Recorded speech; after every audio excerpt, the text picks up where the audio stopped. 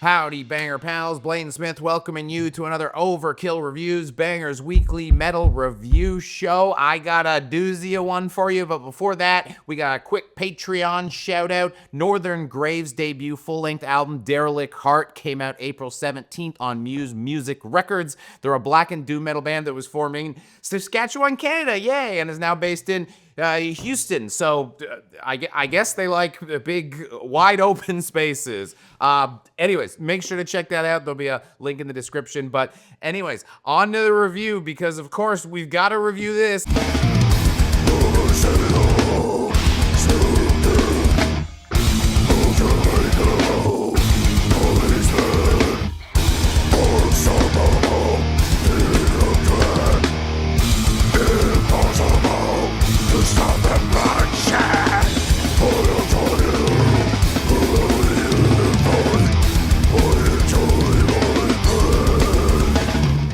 Yes, it's the new album from 6 Feet Under called Next to Die, out April 24th on Metal Blade Records. And don't worry, Sam is doing a review of At the Gates. That's just coming because he's doing a good job, unlike the moron in the studio. I said it last review and I'll say it again. In 1995, Cannibal Corpse changed their name to 6 Feet Under onto the review. So, Nightmares of the Decomposed 6 Feet Under's last record was an all-time legendarily bad album, even by 6 Feet Under standards. It was crazy. Killing for Revenge did fix a lot of the problems, but Chris Barnes' vocals still sounded like a raccoon that smoked a pack a day got stuck in your chimney. Now he's almost 60 years old, and old white guys aren't famously known for being open to feedback and interesting to change. Expecting Barnes to fix these vocal issues is like watching Curb Your Enthusiasm and expecting Larry David to learn a lesson and grow as a person at the end of the episode. But by God, it happened. What? Column Third Strike Makoto, because finally his mix is good. His vocals sit appropriately in the track, allowing you to listen to an entire song instead of just being accosted by vocals. I really can't stress enough how much of a difference this makes. The mix on his vocals is usually the auditory equivalent of a guy with his penis out on the subway.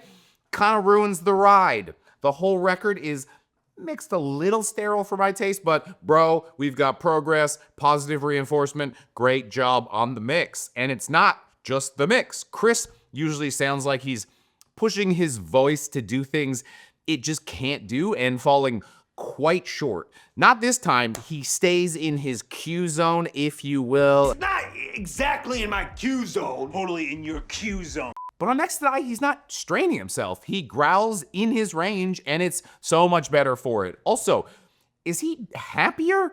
Maybe I'm projecting, but there's a humorous vibe back in the lyrics, like, allow me to recite you a chorus.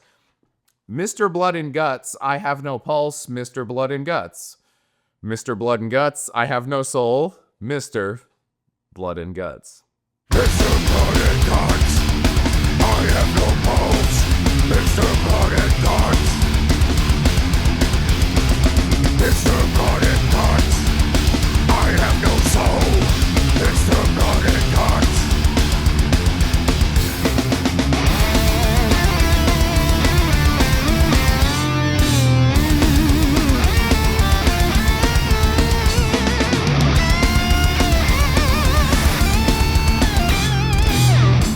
Pretty happy with the title of this section. It's a bad death metal joke. Get it?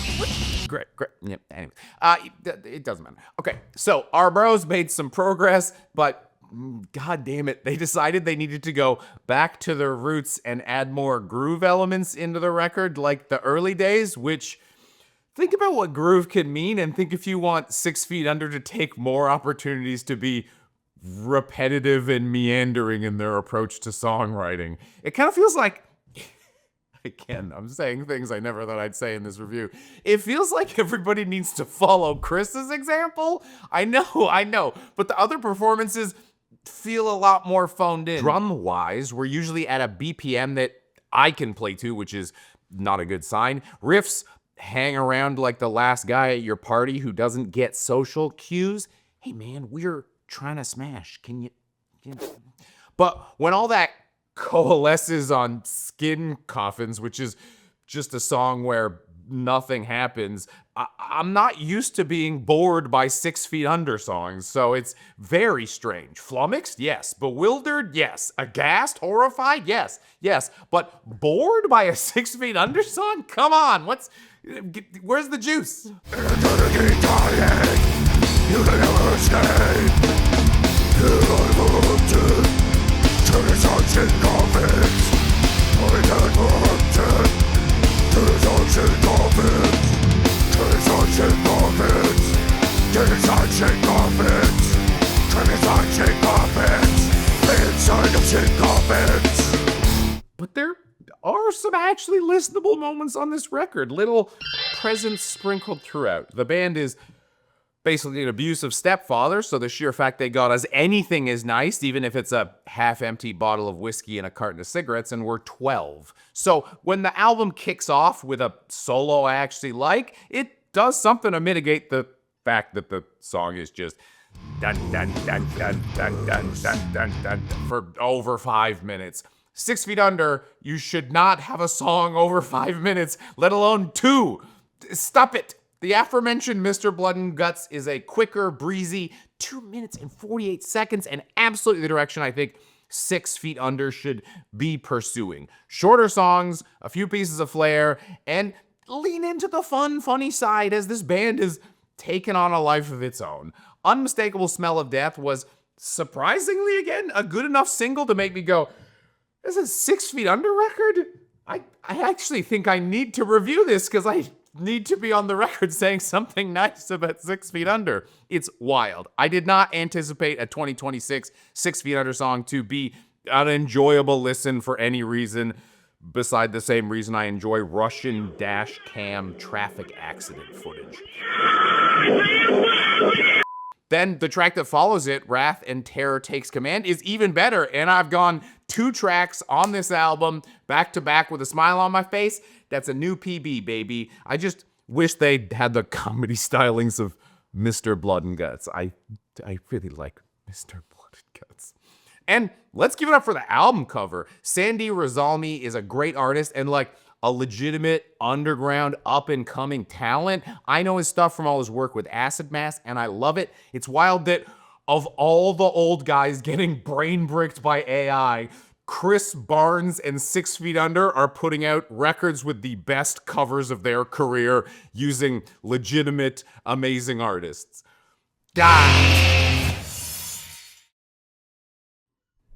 So the last record ended with a beautiful present, a near one-to-one cover of Hair of the Dog by Nazareth, except Chris Barnes' vocals over top of it. I cherish it deeply to this day.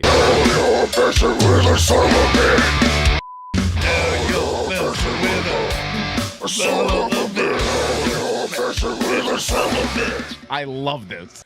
This album ends with another curveball. It's 6 Feet Under writing a nu metal song.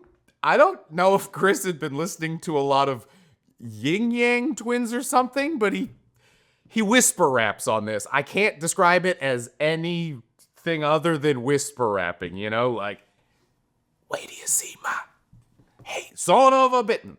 However awkward you think this song is, I bet you're not even close. It's so weird, I had to double check it wasn't another cover. And then when I confirmed it wasn't another cover by like Googling the lyrics, I then went to the PR email to see if there was an asterisk beside it. It's the last track on the record, and it sounds like the most cursed bonus track of all time. Like there should be like it should be a hidden track where I have to wait 3 minutes on the end of a CD for it to play. But from what I can tell, this is a real, honest part of the album, and I hate it so much. It's 6 Feet Under does Linkin Park. Why is this band so strange? It's like Chris Barnes feeds off making me uncomfortable. He knew I was enjoying the record too much. I know I said they injected more groove into the record, but even knowing that this track comes completely out of nowhere, it's like they made a deal with the devil to we gotta get a listenable 6 Feet Under record in 2026. is gonna come with this monstrosity that will never leave my mind. And if I have to suffer, I refuse to do it alone. Take this. Yeah! There's a shadow inside of you. There's a darkness that I can't breathe through. Looming over my days, it seems like I'll never get away, like I'll never be me again. All the things and people I love now gone like into a fall. No looking back, and I can't look back, stuck in between. Can it all be? I can't stop losing my soul. The 6 feet under still kind of suck. Yeah, man, of course. What are we doing here? But bear with me for a second. In these polarizing times where we are ruled by octogenarians who don't serve our interest on both sides of the political aisle, maybe, just maybe, we can look to Next to Die with a glimmer of hope. Because if Chris Barnes and the boys can write a death metal song in 2026 that doesn't sound like it's being performed by literal corpses, maybe there's still that little capacity for change in all of us, and a better world is possible.